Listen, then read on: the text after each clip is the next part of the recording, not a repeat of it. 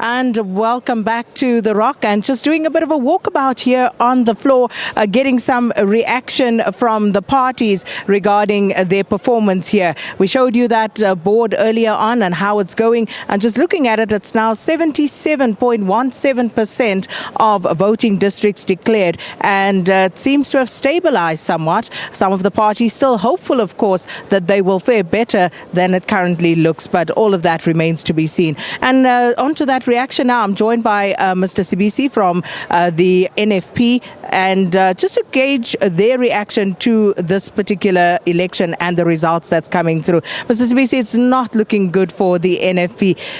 Bloodbath comes to mind. What happened? Thank you, ma'am. I cannot say things don't look good. If you can look now at the numbers, so the numbers are starting to go up. Well, when we came here, it was a little bit down, but now we are strong, and votes from the deep rural areas where we have worked mostly, now they are starting to show up. So we'll get the seats. Maybe in our province 3, national, we are looking at 2 seats. So for us now, we are saying it's a wow. Looking at the situation that we are coming back from, we were on 2016, we didn't participate on the local government election. That was a blow. So we are trying to pick up the pieces. And I should say, in fact, you should give us a round of applause, because what happens to us, there's no political party that can face that situation and still come up strong and survive and contest the election and be able to get some seat. We have worked so hard, and we are saying for us, this is the bonus considering where we are coming from. So you're looking at 2 seats in the National Assembly, and we heard from the CSIR for you to get 1 seat. We're looking at about 43,900 or 670, so around 44,000 for 1 seat in the National Assembly. And just taking a look at the board there and locating the NFP, and you currently at 33. So you really think you're going to get those 2? When you look, we are only left with 23%. So in that 23%, we are going to do wonders. Well, remains to be seen, but thank you so much for speaking to us. All right, that's NFP. Let's hear from COPE, how they have fared. Mr. Dennis Bloem, is this the last kick for COPE?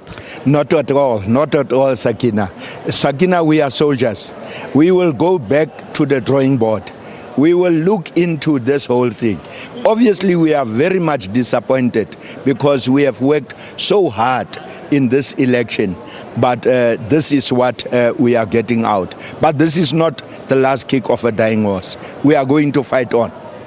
And of course, the question is how? What exactly are you going to do? Because it's been a veritable decline by COPE in election after election. That's why I'm saying we must go back to the drawing board. Let's go and analyze. Let's go and see what went wrong. But one thing very sure is that we are not happy with the whole process of the IEC. That is one part of the story. I am saying to you, COPE will never die. We are going to fight on. We must save South Africa. Right. Thanks so much, Mr. Dennis Bloem from COPE. Let's bring in the Freedom Front Plus and Philip van Staden walking in with a big smile on your face, and we understand why. Congratulations. You really have done well in this election. Why do you think that is? Well, we had a very big campaign past year and a half, and we went all out to get our voters and our supporters to come and vote for us. We just passed the 300,000 mark on the national ballot, and we are still increasing. We will keep increasing because the Gauteng votes is not all counted yet. We're still waiting for those results from the Tshwane area, the East Rand, the West Rand, and the Johannesburg area. So we have tremendous support in those areas also. So our numbers will keep climbing today, but we are very proud of this 300,000 mark, and we have worked very hard to get all our voters to the voting stations to vote for us. Speaking of, were you surprised by how well you actually did? We actually were surprised this morning when I walked in and we saw the numbers. It was a big surprise for us. But we knew we were going to grow, but we didn't know it would be by these numbers. So we are very proud of this performance we have concurred during this election, and we are very proud to stand here today to say the Freedom Front Plus is actually the winner in this whole election because we are the only party who grew significantly in this election. Well, the numbers seem to bear that out. Thanks so much for your time this morning, Mr. Van Staden, Philip Van Staden. And moving on as we get reaction to the parties on the numbers, and the numbers don't lie. And we move on now to the AIC. Lunama, you obviously also didn't do as well as perhaps you would have expected going into this election. Why not? Yeah, I think we had some internal issues. Then we didn't have enough money now to campaign. So financial constraints and those internal issues. So financial constraints, others may claim that as well. But why do you think that, the financial issue was the main constraint that brought you to this point where you are, where you really didn't do well? Yeah, really, you've got to have money in order to get to the people all over. So it's just the money? You don't think it's about the messaging or anything else? Yeah, even that one can have caused us now to go down, really. But especially now, these monies that you don't have money, then you've got to struggle because you've got to go down to the people on the ground, on over. Then you give your message personally, this dot to 10, all those things. But if you don't have money, then it's not easy to do it. All right. Trying, yes. Thank you so much for speaking to us. AIC, not a good election for them. And let's welcome the DA now, Solly Malati, here to talk to us about their fortunes as the Democratic Alliance. Well, I would say along with the African National Congress, the DA also not doing very well in this election.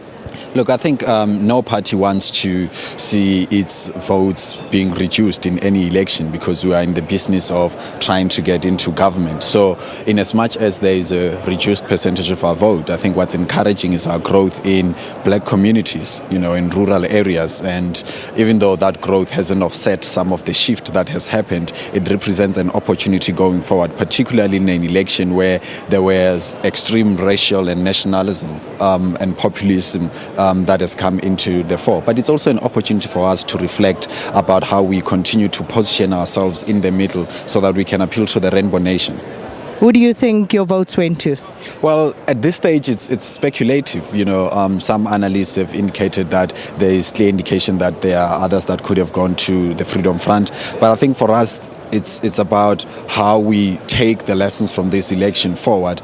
But we're encouraged by the fact that our message has appealed to the majority of the population where we never had growth before or where it was just steady growth. So it's about going forward, how do we consolidate that? But more importantly, how do we continue to engage with our historically traditional voters so that we can grow on both levels? Because I think it is possible to continue to grow amongst our traditional voters and also within the colored and Indian and black voters.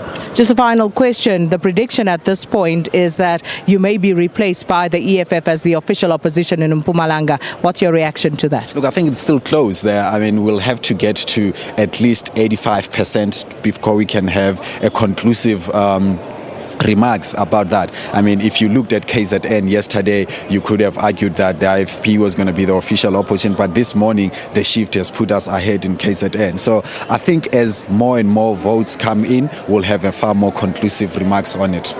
And we'll speak to that when the time comes. Thanks so much for your time. And from the DA to the Pan-Africanist Congress of Azania, Mr. Apapue, thanks so much for speaking to us. Thanks, Sakina, and the viewers at home. So how did it go? What's your assessment at this stage, looking at the numbers? The worst case scenario is us retaining what we had in the last elections, but we are very optimistic that we may be able to get a seat in the Eastern Cape. We have improved in the Western Cape. We are still looking forward to Limpopo. The results there, if they can be positive for us, then we are looking for a second seat in the National Assembly. As a former liberation movement, is that enough for you, though? Why do you think you are struggling as the PAC to convince the electorate to cast their ballot in your favor? Definitely, our party was faced with some challenges, internal challenges, of which we have resolved now. We have now united leadership. That may also have an impact, But of course, other things like the resources, the elections in this country are about the resources. The parties that have more money and they can get all the funding are the ones that you can see performing very well. So those are the areas that we need to look into. But we are very optimistic that now that the organization is very united, we are going for a Congress by the end of August. We'll have a solid leadership.